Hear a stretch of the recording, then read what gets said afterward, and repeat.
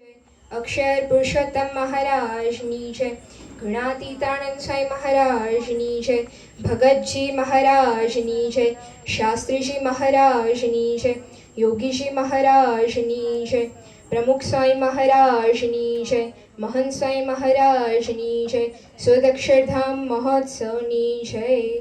સૌને જય સ્વામિનારાયણ. તો આપણે આજે જેમ જોયું કે આસ્થાદીદીએ પ્રવક્તાશ્રીએ આપણને ઇન્ટ્રોડક્શન દીધું કે આજનો પ્રથમ દિવસ છે પારાયણનો અને એનો મુખ્ય વિષય છે કે સફળતાના સૂત્રો. આપણે જોઈ રહ્યા છે પ્રોજેક્ટર પર કે કીઝ ટુ સક્સેસ. એટલે આપણે જોઈએ કે આ પ્રથમ દિવસના અંદર આજે આપણે વાત કરવાની છે સફળતાના સૂત્રો, પણ એ કોના દ્વારા સમજવાના છીએ? તો પરમ પૂજ્ય મહંત સ્વામી મહારાજના લેટર્સ દ્વારા. હવે અહીંયા બેઠેલા સૌ કોઈના હૃદયમાં એક શબ્દ ધબકી રહ્યો છે, એ છે સફળતા. હવે સફળતાની ડેફિનેશન બધા માટે અલગ અલગ હોઈ શકે. કોઈકના માટે સ્કૂલ્સના અંદર સારા માર્ક્સ લાવવા એ તેઓ માટે સફળતા છે, તો કોઈકના માટે સારી મેડિકલ કોલેજ કે પછી એન્જિનિયરિંગ કોલેજમાં એડમિશન મળવું એ કોઈકના માટે સફળતા છે, તો કોઈકને સોશિયલ મીડિયાના અંદર ઇન્સ્ટાગ્રામ પર ફોલોવર્સ વધવા એ પણ તેમના માટે સફળતા છે, કોઈકના માટે ફેમિલીને પ્રાઉડ કરવું એ પણ તેમના માટે સફળતા છે, અને પછી સાંઈ બાપાને રાજી કરવાને એ પણ કોઈકના માટે સફળતા છે. એટલે આવી રીતે સફળતાની ડેફિનેશન બધા માટે ડિફરન્ટ છે, પણ હર કોઈ આ સફળતાને ઝંખે છે. હવે આપણે જોઈએ કે મેઇનલી જે હ્યુમન લાઈફ છે ને એના અંદર જે ટીનેજ જે છે એટલે કે યુવાન અવસ્થા છે, એના અંદર જે વ્યક્તિ છે એ સૌથી વધારે યુવાન અવસ્થા અંદર આ સફળ થવાનું જે વિચાર છે એ સૌથી વધારે ઝંખે છે. નેક્સ્ટ. ને એટલે જ આના પાછળ એક સાયન્ટિફિક રિસર્ચ કરવામાં આવ્યું અને એનું સાયન્સ એના પાછળ એવું છે કે જ્યારે તમે તમારા એડોલસન્સ એજ પાસ કરો એટલે કે જે તમારું ટીનેજ હોય એનું જે બિગનિંગ હોય એના અંદર જે તમારું પ્રીફ્રન્ટલ કોર્ટેક્સ છે બ્રેનના અંદર, તો એ જે છે એ મેચ્યોર થઈ જતું હોય છે. જે 100% મેચ્યોર થવું જોઈએ ને એ થઈ જતું હોય છે. અને એ જ સ્ટીનબર્ગ લોરેન્સ એ જે સાયન્ટિસ્ટ અને પોતે લેખક છે એમની બુકના અંદર એજ ઓફ ઓપોર્ચ્યુનિટીના અંદર તેઓ આ લખે છે. અને અહીંયા તેઓ કહે છે કે અહીંયા કેવું હોય કે જે ટીનેજ હોય એટલે કે જે યુવાન હોય એમના જોડે એનર્જી હોય છે, એમના જોડે સ્વપ્ન હોય છે, અને આ વખતે આ યુવાન અવસ્થાના અંદર જે સેલ્ફ કોન્ફિડન્સ હોય છે ને એ સેન્સિટિવ હોય છે. હવે આ જે સેલ્ફ કોન્ફિડન્સ સેન્સિટિવ હોય એનો મતલબ શું કે આપણે ઇઝી રીતે છે ને આપણે બીજાના જોડે આપણું કમ્પેરિઝન કરતા હોઈએ છીએ. ફોર એક્ઝામ્પલ, તમે કોઈ મૂવી જોઈ, એના અંદર કોઈ પણ પર્ટિક્યુલર જે લીડિંગ એક્ટર હોય કે એક્ટ્રેસ હોય તે કોઈ આર્મી ઓફિસર છે, તમને એવું લાગે કે ના મારે આપણે આ જે ઇનિશિયલ સ્ટેજીસ હતા ટીનેજના અંદર આપણે એવું જ વિચાર કરતા હતા. ફોર એક્ઝામ્પલ, હવે તમારે ડૉક્ટર બનવું છે, કાર્ડિયાક સર્જન બનવું છે, તો જે ડૉક્ટર સુબ્રમણ્યમ જે છે કે જેઓએ મહંત સ્વામી મહારાજનું બાયપાસ સર્જરી કરી હતી, તો એ જે ઇન્ડિયાના છે ને બેસ્ટ કાર્ડિયાક સર્જન તરીકે જણાય છે. તો તમે એમનું જીવન છો તો તમને એવું થાય કે ના મારે આમના જેવું બનવું છે. એટલે સ્લાઇટલી એવું હેલ્ધી કમ્પેરિઝન આપણે કરતા હોઈએ છીએ. એટલે આ ઉંમરના અંદર જે એનર્જી છે અને જે આપણી શક્તિ છે અને જે ડ્રીમ્સ છે એ બંને હોય છે, અને આ બંનેથી જ આપણને સફળતા પ્રાપ્ત થતી હોય છે. પણ જો એનર્જી અને જે ડ્રીમ્સ છે એ જો સાચી દિશાએ વળામાં આવે તો જ આપણને સક્સેસ મળતો હોય છે. પણ જો એ બીજી દિશામાં વળી જાય જેને વળવાનું નથી તો ત્યાં એ ડિસ્ટ્રક્શન કોઝ કરશે અને એક ડિસ્ટ્રેક્શન બનીને રહી જશે. અને એટલે જ પરમ પૂજ્ય મહંત સ્વામી મહારાજે એમના અમુક શસ્ત્રો લેટર અને પેન રૂપી આપણને હવે ઉત્કૃષ્ટ રીતે તેઓ માર્ગદર્શન કરવાના છે. હવે મહંત સ્વામી મહારાજના લેટર્સના અંદર આપણને સમજાવે છે વિશેષ કરીને કે આપણે કેવી રીતે સફળ થવું, સફળ નહીં પણ કેવી રીતે ઉત્તમ પ્રકારે સફળ થવું એ મહંત સ્વામી મહારાજ આપણને આજે માર્ગદર્શન આપવાના છે. નેક્સ્ટ. હવે આપણે જોઈ રહ્યા છે પરમ પૂજ્ય મહંત સ્વામી મહારાજના લેટર્સ. તો પહેલું જે લેટર એ લખે છે, your super efforts plus our prayers, Swami બાપા's blessings equals to grand success. હવે એને આપણે છે ને બધાને એક એક કરીને તોડીએ તો પહેલી વસ્તુ છે કે યોર સુપર એફર્ટ્સ. હવે અહીંયા શું કહે છે કે જો હવે એ સુપર એફર્ટ્સ છે ને મહંત સ્વામી જે આગળ પત્રમાં જણાવતા કહે છે કે સુપર એફર્ટ્સ એટલે કેવા? હવે આપણે નોર્મલી સાંભળ્યું હશે only efforts, you have to do certain efforts to achieve something, એવું કોઈ ક્યારે તમે સાંભળ્યું હશે. પણ આ મહંત સ્વામી જે લખે છે સુપર એફર્ટ્સ, તો સમજે સુપર એફર્ટ્સ એટલે શું. મહંત સ્વામી કહે છે કે 99% ડિલિજન્સ એટલે કે હાર્ડવર્ક. આપણે આખો પત્ર વાંચીએ પછી જોઈએ શું મહંત સ્વામી મહારાજ કહેવા માંગે છે. 99% diligence and 1% intelligence. Intelligent persons can pick up easily and can do 4 hours reading in 1 hour, but they have to work hard. અહીંયા મૌન સમાજ કહે છે કે 100% તમારે કામ કરવું હોય તો એમાં 99% છે ડિલિજન્સ છે, એટલે કે હાર્ડવર્ક છે, અને જે 1% છે ને એ તમારી ઇન્ટેલિજન્સ છે. એટલે મૌન સમાજ શું કહેવા માંગે છે કે એવું નથી કે જે બુદ્ધિશાળી વ્યક્તિઓ આપણને લાગે કે જે અત્યારે ભણવામાં આગળ હોય કે સારું તેઓ કરતા હોય, આપણે બધા ગણીએ એ લોકોને સ્કોલરશીપ કારણ કે તેઓ સ્કોલર હોય, પણ એવું નક્કી નથી કે જે આપણે જોઈએ છે કે આ સ્કોલર છે તો મોટા થઈને સક્સેસફુલ બનશે, ના પણ બને. આપણે આલ્બર્ટ આઇન્સ્ટાઈનનું ઉદાહરણ લઈએ કે પછી થોમસ આલ્વા એડિસનનું ઉદાહરણ લઈએ તો અહીંયા શું વાત કરી છે કે 99% હાર્ડવર્ક કરવાનું છે, ઇન્ટેલિજન્સ તો 1% જ છે. અને પછી મૌન સમાજ વાત કરે છે કે જે ઇન્ટેલિજન્ટ પીપલ હોય, હવે તમે બધા અહીંયા બેઠેલા છો ને એ કોઈક રીતે કોઈકના કોઈક ક્ષેત્રના અંદર તમે ઇન્ટેલિજન્ટ છો, પણ હવે તમારે ફાઇન્ડ કરવાનું છે કે તમે કઈ ફિલ્ડના અંદર તમે ઇન્ટેલિજન્ટ છો. તો એ મૌન સમાજ શું કહે છે કે intelligent person can pick up easily, એ કોઈ પણ વસ્તુને એમના ફોર એક્ઝામ્પલ તમને ડ્રોઈંગ ગમતું હોય, ક્રિએટિવ ગમતું હોય, ઇન્ટિરિયર ડિઝાઇનનું ગમતું હોય તો મને એ વસ્તુ તરત તમે પકડી લેશો. પણ જ્યારે હું મારી વાત કરું તો મને ઇન્ટિરિયર ડિઝાઇનમાં ફોર એક્ઝામ્પલ મને ઇન્ટરેસ્ટ નથી તો મને સમજતા થોડી વાર લાગશે. તો એવી રીતે મૌન સમાજ કહે છે કે intelligent person can pick up easily and can do 4 hours, 4 કલાકનું જે કામ હોય ને એ 1 કલાકમાં કરી શકે, પણ શું છે 99% હાર્ડવર્ક. એટલે મૌન સમાજ કહે છે કે નોર્મલ એફર્ટ્સ નથી, સુપર એફર્ટ્સ કરવાના છે આપણે, અને કહે છે કે ઇન્ટેલિજન્સ 1%. પછી મૌન સમાજને એક વખત પૂછાય કે સ્વામી આ સક્સેસફુલ થવું તેના શું રીઝન છે, કે કેવા મુદ્દાઓ છે, કયા ફેક્ટર્સ છે કે જે આપણને સક્સેસફુલ બનાવી શકે. ત્યારે મૌન સમાજે આઇન્સ્ટાઈનનું સૂત્ર લખ્યું, કારણ કે આઇન્સ્ટાઈને એક વખતે પૂછવામાં આવ્યું કે how to become successful person in life. Einstein પોતે આ મુદ્દાઓ લખ્યા હતા, એ જ મૌન સમાજ એમના લેટર્સના અંદર લખે છે. મૌન સમાજ લખે છે Einstein 7 law of success are first clear goal, દ્રઢ નિશ્ચય હોવો જોઈએ, એ ક્લિયર હોવો જોઈએ, સ્પષ્ટ.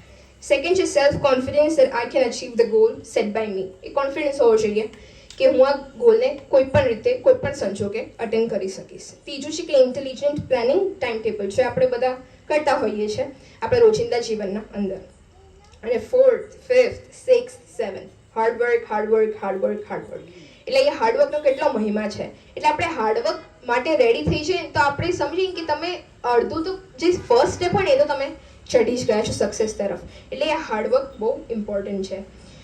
નેક્સ્ટ, હવે મેઇનલી આપણે આજે 3 Ds જોવાના છે જે મૌન સમાજ મહારાજ આપણને જણાવે છે. તો ફર્સ્ટ ડી છે એ ડિટર્મિનેશન. ડિટર્મિનેશન એટલે કે દ્રઢ નિશ્ચય. હવે મૌન સમાજ ડિટર્મિનેશન માટે શું કહે છે આપણે જોઈએ. નેક્સ્ટ, મૌન સમાજ મહારાજ કહે છે કે ડિટર્મિનેશન ઇન્ક્લુડ્સ ગોલ.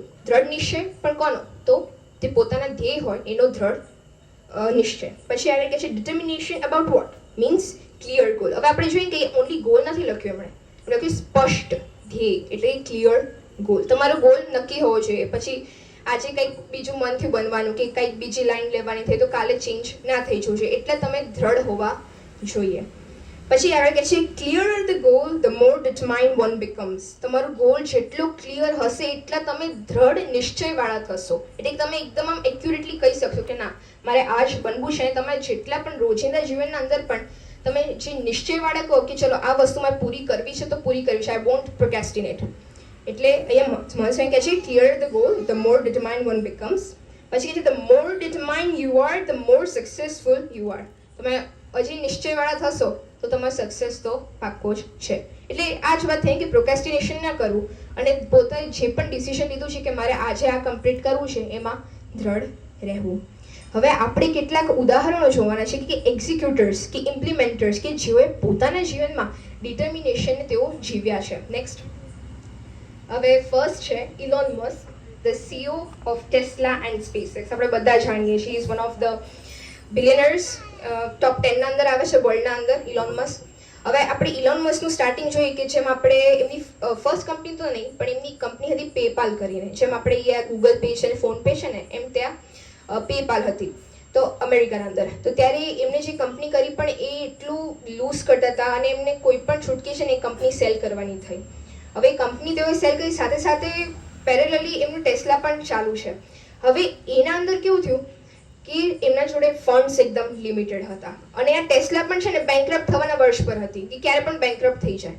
અને ત્યાં એમણે નવું કંપની સ્ટાર્ટ કરી છે સ્પેસએક્સ. હવે આપણે એમને નિશ્ચય શું હતો, હવે એમનું ડિટર્મિનેશન કોના તરફ શું હતું એ જોઈએ કે દ્રઢ નિશ્ચય શેના માટે કે નાસા અને ઈસરોના જેમ મારે પણ મારું પોતાનું જે રોકેટ છે સ્પેસમાં મોકલવું છે. હવે સ્પેસએક્સ કંપની તેઓએ સ્ટાર્ટ કરી એમને જેટલા પણ હવે બાકી હતા ફંડ્સ બધા મૂક્યા એના અંદર, ઇન્વેસ્ટ કર્યું, ફર્સ્ટ રોકેટ બનાવ્યું, ફેલ, સેકન્ડ રોકેટ બનાવ્યું, ફેલ, થર્ડ રોકેટ બનાવ્યું, ફેલ, ફોર્થ રોકેટ એ સક્સેસફુલ થયું. હવે વિચાર કરો, હવે રોકેટ બનાવવું કંઈ નાની વસ્તુ નથી, રાઈટ? અને આ સ્પેસએક્સ એવી ફર્સ્ટ કંપની બની, પ્રાઇવેટ કંપની, કે જે નાસા તો હવે છે અમેરિકાની કંપની છે, આખી અમેરિકાની. ઈસરો જે છે આખી ઇન્ડિયાની કન્ટ્રીનું ઓર્ગેનાઇઝેશન છે, સ્પેસ ઓર્ગેનાઇઝેશન, પણ એક પ્રાઇવેટ કંપની છે બની કે જેણે રોકેટ એ સ્પેસના અંદર મોકલ્યું. એટલે આવી રીતે એનો નિશ્ચય દ્રઢ હતો કે મારે કોઈ પણ સંજોગે મારે આ રોકેટ સ્પેસના અંદર મોકલવું છે. એટલે આપણે એવો દ્રઢ નિશ્ચય ઇલોન મસ્કના જેવો રાખવો. પછી સેરેના વિલિયમ, એ પોતે અમેરિકન ટેનિસ પ્લેયર છે, લાગે છે તમને બ્રાઉન, પણ પોતે અમેરિકન છે. અને સ્ટાર્ટિંગના અંદર પણ એમને એવું કહેવા માંગ્યું હતું કે brown girls cannot play the game of whites. એટલે આમ તો અમેરિકાના છે, પણ આવું એમને કીધું. ત્યારે પછી સેરેના વિલિયમ્સે એમને ટોપ 10 કે પછી ટોપ લેવલના ટેનિસ પ્લેયર બનવું હતું. એટલે પછી સેરેના વિલિયમ્સે બધી પ્રેક્ટિસ ચાલુ કરીને એકદમ રિજિડ પ્રેક્ટિસ કહેવાય ને, એ એમને સ્ટાર્ટ કરી અને તેઓ સારામાં સારા ટેનિસ પ્લેયર બન્યા. હવે જ્યારે એમને ડિલિવરી કરવાની, ચાઇલ્ડ બર્થ, પોતે પ્રેગ્નન્ટ હતા અને પોતે જ્યારે ડિલિવરી કરવામાં આવી તો એમને થોડા કોમ્પ્લિકેશન્સ આવ્યા. ચાઇલ્ડ તો આવી ગયું, પણ એમના જે લંગ્સના અંદર હતું એ બ્લડ ક્લોટ થઈ ગયું. જેથી કરીને જે બ્લડ ક્લોટ થયું એટલે બધા કોમ્પ્લિકેશન્સ આવે ને. As a athlete, as a sports player તમારે બોડીનું બહુ જ ધ્યાન રાખવું પડે. પણ તો પણ એમને જેટલી પણ પૂરતી એમને શું કહેવાય પ્રયત્નો કર્યા અને પોતે ટ્રેનિંગ સ્ટાર્ટ કરી એની બધાની, અને તેઓ ડિલિવરી કર્યા પછી, પ્રેગ્નન્ટ થયા પછી તેઓ 5 વખત ફાઇનલ સુધી પહોંચ્યા.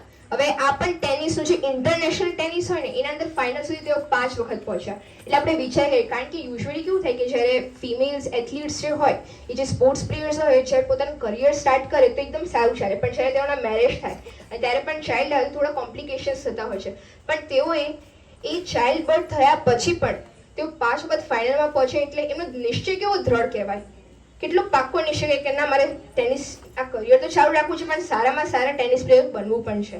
અને પછી છે Sachin Tendulkar, the God of cricket, આપણે બધા જાણીએ છીએ. પણ એક વસ્તુ કે પ્રસંગ તમે નહીં જાણતા હોય કે જ્યારે વર્લ્ડ કપ 1999 થયું હતું ત્યારે જ્યારે યોજાવાનું હતું એના આગલા જ દિવસે સચિન તેંડુલકરના જે ફાધર હતા એમની મૃત્યુ થઈ. અને બીજા દિવસે એમનું પરફોર્મન્સ હતું, એમને ક્રિકેટ રમવાની હતી, તો પણ એ બીજા દિવસે ક્રિકેટમાં ગયા, તેઓ રમ્યા, સારામાં સારું તેઓ રમ્યા અને તેમના લીધે એ આપણે મેચ જીત્યા. હવે વિચાર કરો કે એમના પોતાના ફાધર યસ્ટરડે જ મર્યા છે અને તેઓ આવ્યા ક્રિકેટ રમવા. તેમનો નિશ્ચય કેટલો દ્રઢ કહેવાય કે મારે કોઈ પણ સંજોગે મારે મારા ટીમને મારે જીતાડવું છે, કે આવી ઇન્ટરનેશનલ રીતે મારે એકદમ બેસ્ટ લેવલે મારે રમવું છે. તો હવે આપણે જોઈએ કે આ દ્રઢ નિશ્ચય આપણે કરવો જોઈએ. અને આ બધામાંથી આપણે એ જ શીખીએ છીએ. આ બધા લાઈવ ઉદાહરણ છે, એટલે આપણા માટે પણ પોસિબલ છે આ બધું. હવે આપણે જોઈએ બધા અંદર એક કોમન ફીચર હતું. કોઈ કહેશે કાંઈ કોમન ફીચર હતું ત્રણેયના અંદર? સફળતા. ઓકે, બધા સફળતા વ્યક્તિઓ છે. હજી આપણે હું થોડી હિન્ટ દઉં કે એમના સફળ થવાના માર્ગ પર તેઓ ચાલતા હતા ત્યારે એમને શું ફેસ કરવું પડ્યું? Difficulties, problems. નેક્સ્ટ કરજો. અને એટલે જ મોન્સેમ આજ કહે છે adversity is a fuel for determination. એટલે એડવર્સિટીઝ એટલે કે પ્રોબ્લેમ્સ, જે વિઘ્નો છે એ ફ્યુલ ફોર ડિટર્મિનેશન. એટલે જેટલા પ્રોબ્લેમ્સ આવશે એ તમને વધારે ને વધારે દ્રઢ અને વધારે ને વધારે દ્રઢ નિશ્ચયવાળા કરશે. એટલે મોહનસિંહ મહારાજ આપણને અહીંયા એવું કહે છે. એટલે પ્રોબ્લેમ્સ જે પણ આવે એને આપણે ફાઇટ કરવું અને આપણે એવા સક્ષમ બનીને કે કોઈ પણ પ્રોબ્લેમ આવે આપણા પાથના અંદર, પાથ ટુ સક્સેસ, તો આપણે કોઈ દિવસ નાસીપાસ ન થઈ જઈએ અને પાછા ના પડીએ. અને એટલે જ મોહનસિંહ મહારાજ આગળ પણ કહે છે કે determination without clarity is waste. Mohansinh Maharaj કહે છે કે તમે આપણે આગળ જ વાત કરી કે જો તમારે નિશ્ચય દ્રઢ હશે ને તો બધું થઈ જશે, પણ you should have the clarity. જો ક્લેરિટી જ નહીં હોય તો બધું વેસ્ટ છે, હાર્ડવર્ક કરવું પણ વેસ્ટ છે. ઓકે, હવે આપણે આવીએ છીએ સેકન્ડ ડી પર. નેક્સ્ટ જે છે ડેડિકેશન. ડેડિકેશન એટલે કે સમર્પણ. હવે આપણે જોઈએ કે જે ડિટર્મિનેશન છે એ આપણને ગોલ આપે છે, પણ ડેડિકેશન જે છે એ આપણને આ ગોલને આપણા જીવનનો હિસ્સો બનાવે છે. આપણે ફરીથી સાંભળીએ, જે ડિટર્મિનેશન છે એ આપણને ગોલ આપે છે, રાઈટ? દ્રઢ નિશ્ચય કરી દો અબાઉટ ધ ગોલ. પણ જે ડેડિકેશન છે એ આપણા ગોલને આપણા જીવનનો હિસ્સો બનાવે છે. અને આવી રીતે જ ડેડિકેશન એટલે કે શું કે સમર્પણ કરવું, એટલે કે દિવસ રાત જોયા વગર પોતાની જાતને સમર્પિત કરી દેવું, એને ડિટર્મિનેશન અને ડેડિકેશન કહેવાય છે. નેક્સ્ટ, હવે ફરીથી આપણે જોઈએ કે એક્ઝિક્યુટર્સ કે જેઓ પોતાના લાઈફના અંદર ડેડિકેશનથી પોતે સફળ થયા છે. હવે ફર્સ્ટ છે માઇકલ ફેરેડે. પોતે ઇંગ્લિશ કેમિસ્ટ છે અને સાયન્ટિસ્ટ છે.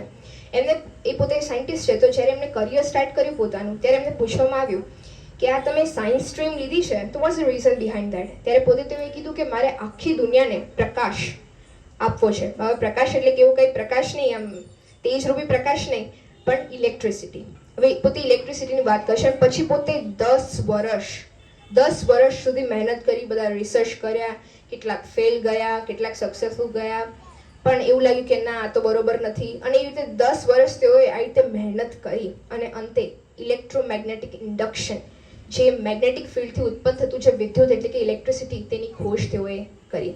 અને એમના જીવન પરથી આપણને શું શીખવા મળે છે કે ભલે કેટલી પણ વિકટ પરિસ્થિતિઓ હોય, તો પણ એ વિકટ પરિસ્થિતિને કેવી રીતે સાનુકૂળ કરવું, કેવું એટીટ્યુડ રાખવું, એ આપણને એમના જીવનમાંથી ખબર પડે છે. અને તેઓ કહે છે કે જ્યારે માણસને અંદરથી જો સમર્પણની ભાવના હોય કે કંઈક કરી છૂટવાની ભાવના હોય ને, તો કોઈ પણ કાર્ય જે હોય ઇમ્પોસિબલ, તેને પોસિબલ કરવાની ક્ષમતા એ મનુષ્ય ધરાવે છે. હવે બીજા છે Abraham Lincoln. He is considered as the one of the best American president till now. He is the 16th American president. હવે અબ્રાહમ લિંકન જે છે એ પોતે કહે છે કે difficulties are gems to me, I embrace them. એટલે કે આ જે વિઘ્નો છે ને એ મારા માટે રત્ન સમાન છે અને હું હંમેશા વિઘ્નોને આવકારું છું. હવે શું મજા આવતી હશે પ્રોબ્લેમ્સને આવકારવાની? આપણે તો ઉલટા ભાગ્ય પ્રોબ્લેમ્સથી. પણ એમને છે ને એકચ્યુઅલી જે કોર સમજવાનો હોય ને, કોર મિનિંગ સક્સેસફુલ થવાને એ સમજી ગયા છે. કારણ કે જેટલી પ્રોબ્લેમ્સ આવશે ને એટલા વધારે તમારો જે ગોલ છે નિશ્ચય થશે અને તમારામાં વધારે ને વધારે સમર્પણની ભાવના જાગૃત થશે. એટલે જ મોહન મહારાજ કહે છે કે work hard intelligently and no excuse ever in life. એટલે કે તમે કરો, હાર્ડવર્ક કરો, પણ જ્યારે પ્રોબ્લેમ્સ આવે તો ત્યારે કોઈ એક્સક્યુઝીસ દેવાની નહીં, કે બીજાના માથે પર એ એક્સક્યુઝીસ કે એનું રીઝન કે આણે આવું કર્યું એટલે મારા જોડે આવું થયું, એવા એક્સક્યુઝીસ કરવા નહીં. એટલે મોહન કહે છે કે નો એક્સક્યુઝીસ, પણ એવું નહીં કે on the path of success. શું કહે છે? નો એક્સક્યુઝીસ એવર ઇન લાઈફ, કે લાઈફમાં ક્યારે પણ આપણે એક્સક્યુઝીસ દેવી નહીં. હવે બહુ જ બેસ્ટ એક્ઝામ્પલ છે માઇકલ જોર્ડન, અને પોતે ઇન્ટરનેશનલ અમેરિકન બાસ્કેટબોલ પ્લેયર છે. એ પોતે કહે છે કે આઈ હેવ મિસ્ડ, પહેલાં આપણે એમનું થોડું જોઈ લઈએ જીવન આગળનું, કે પોતે જ્યારે હવે બાસ્કેટબોલ જે એવી ગેમ છે કે જ્યારે તમને હાઇટ જોઈએ, બાસ્કેટના અંદર શૂટ કરવા માટે હાઇટ જોઈએ. ત્યારે એમને જ્યારે ટુર્નામેન્ટ એમના સ્કૂલના અંદર રમાતી હતી ત્યારે કોચ જોડે ગયા અને પછી કોચને કીધું મારે રમવું છે અને મારે શીખવું છે બાસ્કેટબોલ. ત્યારે કોચે કીધું કે you are too short to play this game. એટલે પછી એમને તો નિશ્ચય જ કરી દીધું કે ના, મારે કોઈ પણ સંજોગે I want to become the best basketball player. અને પછી તો એમણે મહેનત ચાલુ કરીને એવું કહેવાય છે કે એ પોતે બહુ યંગ એજના અંદર છે ને સારામાં સારા બાસ્કેટબોલ પ્લેયર બની ગયા, પણ છતાં પણ he was the first one to come to the field, practice ફિલ્ડમાં પહેલા આવતા હતા, અને he was the last one to go from the practice field. Last એ જતા હતા પ્રેક્ટિસ ફિલ્ડથી, છતાંય શું કહેવાય બેસ્ટ બની ગયા હતા ને એકદમ યંગ એજના અંદર.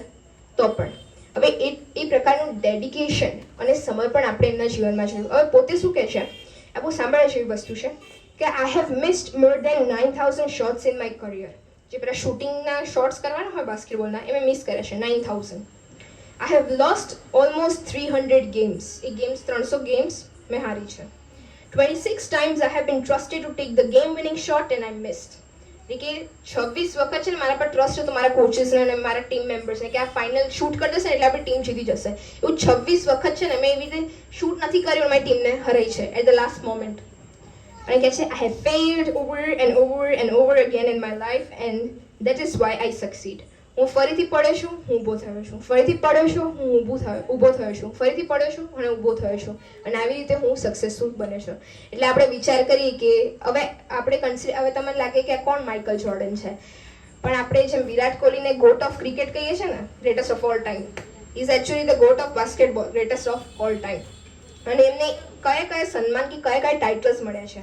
તો એમને 6 નેશનલ બોલ એકેડેમિક ચેમ્પિયનશિપ, 6 નેશનલ બોલ એકેડેમિક મોસ્ટ વેલ્યુએબલ પ્લેયર તરીકે ટાઇટલ મળી છે. પછી 2 times ઓલિમ્પિક ગોલ્ડ મેડલિસ્ટ. અને એમને કેવું ટાઇટલ દીધું છે કે પ્લેયર હુ નેવર ગેવ અપ. કે એવો આ એથ્લીટ છે, એવો આ પ્લેયર છે કે જેણે ક્યારેય કોઈ દિવસ હાર નથી માની. એટલે આપણે પણ આપણા જીવન અંદર કેટલા પણ વિઘ્નો આવે એ બધાને આપણે ઓવરકમ કરવું અને હંમેશા એ સમર્પણની ભાવના રાખવી. કાંઈ પણ આ અમારા લક્ષ્ય માટે મારે કરી છૂટવું છે. નેક્સ્ટ, હવે શાસ્ત્રી મારા છે તો કેમ ભૂલાય, જ્યારે ડિટર્મિનેશન અને ડેડિકેશનની વાત આવે. કોને ખબર હતી કે નાનું બાળક જે માટીના મંદિર બનાવે છે એ મોટા થઈને 6 શિખરબદ્ધ ગગનચુંબી મંદિરો બનાવશે અને અક્ષય પુરુષોત્તમ સિદ્ધાંત આખા પૃથ્વીના અંદર તેઓ પ્રસરાવશે, તેનું પ્રવર્તન કરશે. શાસ્ત્રીજી મહારાજ જ્યારે વરદાન છોડ્યું અને જ્યારે મંદિરો બનાવતા હતા ત્યારે નતા દાણા, નતા પાણા, નતા માણા, એટલે કે નતા માણસો, નતા દાણા એટલે કે જમવા માટે એટલા દાણા ઇનફ નતા, અને નતા પૈસા. અને શાસ્ત્રીજી મહારાજે સમર્પણ કેવું કર્યું છે, તો પોતાના જે એમને રોગ હતો તો એ કેટલી પધરામણીઓ તો એ કરી છે. એ મંદિરના અંદર કેટલી બધી વિઝિટ કરે છે. કન્સ્ટ્રક્શન સાઇટ ગોઈંગ ઓન હોય એ કન્સ્ટ્રક્શન સાઇટ પર વિઝિટ કરતા, એમને વાળનો રોગ છે તો પણ. અને પછી ત્યારે પોતે એવું કહેતા કે હવે ચલાવી નથી શકતું એટલે મને હરિભક્તો ઊંચા કરવાનું, ઊંચા કરીને તેઓને મંદિરમાં લઈ જાય. તેનું કેટલું ડેડિકેશન અને ડિટર્મિનેશન કહેવાય. એમનો નિશ્ચય તો દ્રઢ હતો. એમનો ગોલ શું હતો કે અક્ષય પુરુષોત્તમ સિદ્ધાંતનું 100% રીતે પ્રવર્તન કરવું છે અને એના મંદિરો બનાવવા છે. તો તેઓએ સિદ્ધ કર્યું. એટલે આપણે જેટલા પણ આગળ જે બધા એથ્લીટ્સ જોયા અને શાસ્ત્રીજી મહારાજ અહીંયા જોયા, શાસ્ત્રીજી મહારાજ જોયા, તે જીવનમાં શું છે, વિઘ્નો આવ્યા અને એના સાથે સાથે સેક્રિફાઈસીસ, એટલે કે સમર્પણ તમે કહો ને ત્યાં તમારે સેક્રિફાઈસીસ કરવું જ પડે. વિઘ્નો આવ્યા એને ઓવરકમ તમારે કરી લેવાનો. બીજી વસ્તુ કે જે સેક્રિફાઈસીસ છે એ જીવનમાં તમારે 100% કરવા પડે. નેક્સ્ટ, હવે મેઇન આવે છે patience and self confidence. Next અહીંયા છે heat until a burning desire is achieved. હવે મનસેમાં છે પત્રના અંદર લખે છે કે heat until a burning desire is achieved. ત્યાં સુધી તપો જ્યાં સુધી તમારું ધ્યેય તમને હાસિલ ના થઈ જાય.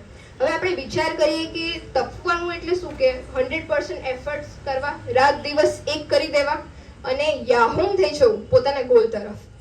હવે આપણે જોઈએ કે આ હૃદયના અંદર કે મનના અંદર આ જે દીવારૂપી હીટ જે મૌન સમાજ વાત કરે છે એને લોંગ ટાઈમ સુધી એને ચાલુ રાખવી હોય કે એને લોંગ ટાઈમ સુધી બળવા ના દેવું હોય કે એને બૂઝવા ના દેવું હોય, એના માટેનો એક સિંગલ ફેક્ટર છે, એ છે પેશન્સ. હવે વિચાર કરો, પેશન્સ એટલે કે ધીરજ. તમે તમારું, આપણે જેમ આગળ વાત કરી, યુ આર ડિટરમાઇન્ડ કે તમારું જે ગોલ છે તમે નિશ્ચિત કરી લીધો છે, રાઈટ? તમે નિશ્ચિત કરી લીધો, પછી ડિટર્મિનેશનની વાત કરી એટલે સમર્પણ, એટલે તમે 10-10 કલાક રાત દિવસ એક કરીને તમે તમારું જે લક્ષ્ય છે એ તરફ તમે કામ કરી રહ્યા છો, એ પ્રમાણે હાર્ડવર્ક કરી રહ્યા છો, મન સર આગળ વાત કરી. પણ તમારી ઈચ્છા અનુસાર તમને પરિણામ ના મળે ત્યારે આપણે સાહજિક એવો વિચાર આવી જતો હોય છે કે આ જેટલી પણ મેં બધી મહેનત કરી એ વર્થ છે કે પછી બધી વ્યર્થ ગઈ, આ વેસ્ટ જ ગઈ ને જેટલી મેં મહેનત કરી. આપણે સાહજિક એવો વિચાર આવી જાય છે અને પછી આપણે કામ મૂકી દેતા હોઈએ છીએ. 80 to 90% પીપલ મોસ્ટલી આવું કરતા હોય છે, પણ જે 20 to 10% જે પીપલ છે એ પોતે આગળ વધતા હોય છે. એટલે આપણે જોઈએ કે patience is actually not waiting, પણ પેશન્સ ઇઝ વોટ, કે પરિણામ ન મળ્યું તો પણ ફરીથી ઊભા થઈને એ પ્રયત્ન કરવો અને એ ફરીથી એ સક્સેસની દિશામાં મંડ્યા રહેવું, એને આપણે પેશન્સ કહીએ છીએ. હવે આપણે જોઈએ કે પેશન્સ જે છે એ આપણને સફળતાના માર્ગ પર ચાલતા રાખે.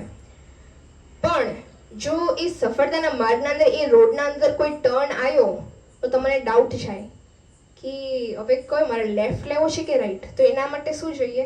Self confidence. પેશન્સ તો છે પણ તમારે સાથે ને સાથે સેલ્ફ કોન્ફિડન્સ પણ જોઈએ. હવે સેલ્ફ કોન્ફિડન્સ એટલે કે આત્મવિશ્વાસ. તમારે મનમાં, હવે આત્મવિશ્વાસ એટલે કે શું? આત્મવિશ્વાસ એટલે કે તમારા સામે તમારો જે ગોલ છે એ તમને બહુ મોટો લાગે છે. બીજું કે તમને ખબર છે કે એને અચીવ કરવામાં ઘણી બધી પ્રોબ્લેમ્સ છે, એને મારે ફેસ કરવું પડશે. અને ત્રીજું મોસ્ટ ઇમ્પોર્ટન્ટ અત્યારના કેસમાં કે આ જે સોશિયલ જે રિલેટિવ્સ છે કે સોસાયટી છે એ અગેન્સ્ટ છે કે ના ના તું તો નહીં કહી શકીશ. અને આ ત્રણેય વસ્તુ હોય, જ્યારે તમારો ગોલ મોટો હોય, તમારી પ્રોબ્લેમ્સ વધારે હોય અને જ્યારે તમારા રિલેટિવ્સ બધા તમારા against you can't do it, ત્યારે અંદરથી જે થોટ નીકળે કે I can do it, that's આત્મવિશ્વાસ, દેટ્સ સેલ્ફ કોન્ફિડન્સ. અને એટલે જ કહેવામાં આવ્યું છે કે success might take time, build but it is mine if I don't give up. એટલે કે સક્સેસ છે ને એ ટાઈમ લાગશે, પણ એ મારા ઉપર નિર્ભર છે કે હું આ સક્સેસને અચીવ કરવા માટે રેડી છું કે નહીં, હું આને ગિવ અપ નહીં કરું. અને એ જ આપણે એવરીડે પ્રોબ્લેમ્સ બધા ફેસ કરતા હોય છે. મેઇનલી શું સમજવાનું છે કે ડેડિકેશન, સમર્પણ, પેશન્સ એટલે કે ધીરજ રાખવાની છે, અને સાથે ને સાથે સેલ્ફ કોન્ફિડન્સ. તો આપણે થોડું રિવિઝન કરીએ કે આપણે પહેલાં જોયું ડિટર્મિનેશન એટલે કે દ્રઢ નિશ્ચય. એના અંદર જોયું કે કેટલા પણ વિઘ્નો આવે તો પણ આપણે એને સ્ટ્રેન્થથી, આત્મવિશ્વાસથી, પેશન્સથી અને સમર્પણની ભાવનાથી આપણે વિઘ્નોને ઓવરકમ કરવાનું છે, અને આપણું જે લક્ષ્ય છે તેને પ્રાપ્ત કરવાનું છે. પ્રીવિયસ કરજો. તો હવે થર્ડ છે discipline. First D determination, second dedication અને થર્ડ ડિસિપ્લિન. હવે મોહનસિંહ મહારાજ આના વિશે જણાવે છે. ડિસિપ્લિન એટલે શું કે હવે આપણે મોસ્ટલી બધા અહીંયા સ્કૂલના અંદર છે અને કોલેજીસના અંદર છે, તો આપણે બધા ટાઈમ ટેબલ ફોલો કરતા હોઈશું કોઈ પર્ટિક્યુલર, કે દિવસને મારે કયો ટાર્ગેટ છે, ટુ ડુ લિસ્ટ બનાવતા હોઈશું. એ રીતે બધા આપણે ટુ ડુ લિસ્ટ બનાવતા હોઈશું, ટાઈમ ટેબલ બનાવતા હોઈશું. ત્યારે મોહનસિંહ મહારાજ શું કહે છે કે આ તમારી જે ટુ ડુ લિસ્ટ તમે બનાવો છો કે ટાઈમ ટેબલ તમે બનાવો છો, એ એવરીડે ફોલો કરવું અને એકદમ 100% રીતે તમારે આ ટાઈમ ટેબલ ફોલો કરવું, તો જ એને જ ડિસિપ્લિન કહેવાય. ને આ ડિસિપ્લિન તમે હોય, દેટ્સ વોટ કન્સિસ્ટન્સી ઇઝ. આગળ આપણે જોઈએ કે આ જે ડિસિપ્લિન છે, તો મોહનસિંહ મહારાજ અંદર જણાવે છે કે કોઈ પણ બુદ્ધિશાળી વ્યક્તિ હોય, જો એ ડિસિપ્લિન ના રાખે, ભલે કેટલો બુદ્ધિશાળી હોય, પણ એ જો ડિસિપ્લિન ના રાખે, કન્સિસ્ટન્ટ ના હોય કે ચલો પહેલા દિવસે તો 5-10 કલાક ખેંચી લીધું પણ પાંચમા દિવસે આરામ કરીએ છીએ, that's not consistency or discipline. એટલે મોહનસિંહ મહારાજ કહે છે કે what is discipline and consistency. ભલે કેટલો બુદ્ધિશાળી વ્યક્તિ હોય પણ તેને પણ એ ડિસિપ્લિન ફોલો કરવું જોઈએ. ડિસિપ્લિન ફોલો નહીં કરે અને છેલ્લા ટાણે એક્ઝામના 1 મહિના પહેલા પુરુષાર્થ કરવા બેસે તો ત્યારે કાંઈ એને જોઈતું રહે. પ્રમુખ સ્વામી મહારાજ શતાબ્દી મહોત્સવ જે હતો એમાં સુવર્ણ, બાળનગરીના અંદર સુવર્ણા કરીને શો હતો, right, the show of Suvarna. તો એના અંદર મેઇન આ જે આપણે ઉપર જોઈએ છીએ કે prayer plus hard work equals to success, આ મેઇન જે સૂત્ર હતું એના ઉપર આખું બેઝડ હતું. હવે આપણે હાર્ડવર્કની વાત કરી લીધી, આપણે ક્યાંના સક્સેસની વાત તો કરી જ રહ્યા છે, પણ પ્રેયર એ કેટલી ઇમ્પોર્ટન્ટ વસ્તુ છે. હવે આપણે આ અપોલો 13નું આપણે આજે એક્ઝામ્પલ લીધું છે અને બહુ ડીપમાં આપણે થોડી વાત કરવાના છીએ. તો હવે આખું અપોલો, ચલો આપણે પહેલાં વાત કરી કે આ જે સાયન્ટિસ્ટ છે તો એ પોતે વોર્નર વોન બ્રાઉન, એ પોતે જર્મનીના છે અને હિટલર એમના બાજુમાં ઊભા હતા અને એમને રોકેટ લોન્ચ કર્યું. એમને રોકેટ લોન્ચ કર્યું એટલે બાજુના ફિલ્ડમાં જઈને પડ્યું. ત્યારે હિટલરે થોડી સ્માઇલ આપીને કીધું કે ગુડ ટ્રાય. એટલે એ જ છે કે જેમણે આ અપોલો 11, અપોલો 12 અને અપોલો 13 તેઓએ બનાવ્યા હતા. હવે જે અપોલો 11 એકદમ સક્સેસફુલ, અપોલો 12 એકદમ સક્સેસફુલ, અને અપોલો 11 ના અંદર નેલ આર્મસ્ટ્રોંગ અને માઇકલ કોલિન ગયા હતા. આપણે બધા જાણીએ છીએ, નેલ આર્મસ્ટ્રોંગને તો બધા જાણતા હશો. એટલે અપોલો 11 ના અંદર આ 2 એસ્ટ્રોનોટ્સ હતા અને પોતે મૂન પર જઈને પાછળ, એટલે અપોલો 11, અપોલો 12 વોઝ સક્સેસફુલ. હવે પોતે એ બાબતે શું કહે છે કે હું આ જ્યારે અમે લોન્ચ કરીએ ને રોકેટની અંદર એસ્ટ્રોનોટ્સને મૂકીએ તો મનમાં તો એ જ હોય કે પાછા આવશે કે નહીં, પણ હું કહું છું કે આ 11 અને 12 ના અંદર અમે ભગવાનના ઉપર જ વિશ્વાસ રાખતા હતા કે જઈને છે ને પાછું આવે, એ ભગવાનના ઉપર જ અમે એ રીતે વિશ્વાસ રાખતા હતા, એવું પોતે તેઓ કહે છે. અને આ અપોલો 13 છે. હવે જ્યારે અપોલો 13માં કેવું હતું કે આખું લોન્ચ થયું, એના અંદર એસ્ટ્રોનોટ્સ હતા અને આખું આપણે ડિસ્ટન્સ કવર કરવાનું હતું 2,40,000. હવે એના અંદર છે ને રોકેટ અડધે સુધી પહોંચ્યું સ્પેસના અંદર અને 2 લાખ માઇલ્સ કવર થઈ ગયું હતું, 40,000 જ બાકી હતું. અને ત્યાં જઈને ખબર પડી કે જે ફ્યુલ ટેન્ક છે એ બ્લાસ્ટ થયો છે. હવે ફ્યુલ ટેન્ક બ્લાસ્ટ થાય એટલે ફ્યુલ જે સેલ્સ હોય એ ખતમ થાય અને ફ્યુલ જે જનરેટ થવાનું હોય એ જનરેટ ના થાય. એટલે જે આખું ટ્રાન્સપોર્ટ થતું હોય ને એના અંદર એ પર્ટિક્યુલર વેમાં એ આખું બ્લાસ્ટ થયું. ફ્યુલ નથી તો પાછું કેવી રીતે આવું, કારણ કે 40,000 ત્યાં મૂન પર પહોંચે પછી ત્યાં જીવવાનું કેવી રીતે. એટલે પછી એ લોકો એક ટેકનિક વાપરી હતી કે જમ્પર ચાર્જ, એ આપણે ડિટેલમાં નથી જતા, પણ પછી ત્યાંથી એ લોકો પાછા અહીંયા ઇન્ડિયામાં જ અમેરિકાના અંદર છે એમને લેન્ડ કરવાનું હતું, ત્યાં પાછા અર્થ પર જ એમને આવવાનું હતું. પણ એક ટેકનિક હતી જે એમને ઇનબિલ્ટ કરી કે થોડા રીતે ચાર્જ કરે અને પછી બંધ કરે, થોડો ચાર્જ કરે પછી બંધ કરે, એને જમ્પ ચાર્જ કહેવાય. અને એમ કહીને તેઓ જે એટમોસ્ફિયર છે અર્થના અંદર એ પોતે આવી ગયા. અને પછી એ વખતે હવે આપણે બીજો સિનેરિયો જોઈએ કે હવે અર્થ પર શું ચાલી રહ્યું છે. તો આજે આપણે જોઈએ છીએ પ્રેસિડેન્ટ નિક્સન, અમેરિકાની વખતે પ્રેસિડેન્ટ હતા, તો પોતે બધાને કહે છે કે તમે બધા છે ને પ્રાર્થના કરવા લાગો, આખા વર્લ્ડને કહે છે કે તમે પ્રાર્થના કરો. પછી જે વેટિકન સિટી છે જે પોપની, એના અંદર કહે છે કે તમે પ્રાર્થના કરવા લાગો. પછી જેરુસલેમ છે કે જે યહૂદીઓનું જે રિલિજિયસ પ્લેસ છે, એના અંદર કહે છે કે તમે પ્રાર્થના કરો કે આ બધા સેફલી બધા પાછા એસ્ટ્રોનોટ્સ આવી જાય.